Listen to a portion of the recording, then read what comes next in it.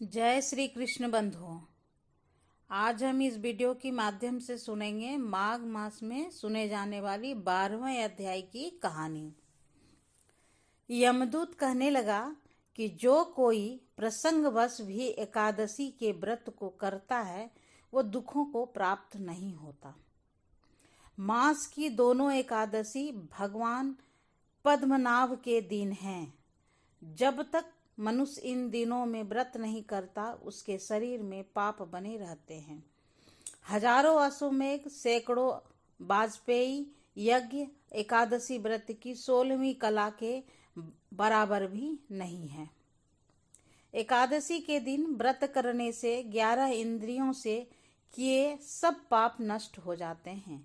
गंगा, गया, काशी, पुष्कर, कुरुक्षेत्र, यमुना, चंद्रभागा कोई भी एकादशी के तुल्य नहीं है। इस दिन व्रत करके मनुष्य अनायास ही वैकुंठ लोक को प्राप्त करता है।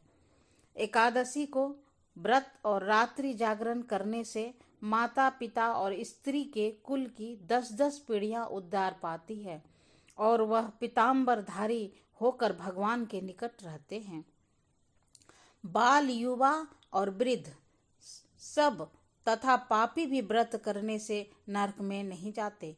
यमदूत कहता है कि हे वैश्य, मैं सूक्ष्म में तुमसे नरक से बचने का धर्म कहता हूँ। मन, कर्म और वचन से प्राणी मात्र का द्रोह न करना, इंद्रियों को वश में रखना, दान देना, भगवान की सेवा करना, नियम पूर्वक वर्णाश्रम धर्म का पालन करना, इन कर्मों के करने से मनुष्य नरक से बचा रहता है। स्वर्ग प्राप्त करने की इच्छा से मनुष्य गरीब भी हो तो भी जूता, छतरी, अन्न, धन, जल कुछ न कुछ दान देता रहे। दान देने वाला मनुष्य कभी यम की यातना को नहीं भोगता तथा दीर्घायु और धनी होता है। बहुत कहने से ही क्या, अधर्म से ही मनुष्य बुरी गति को प्राप्त होता है।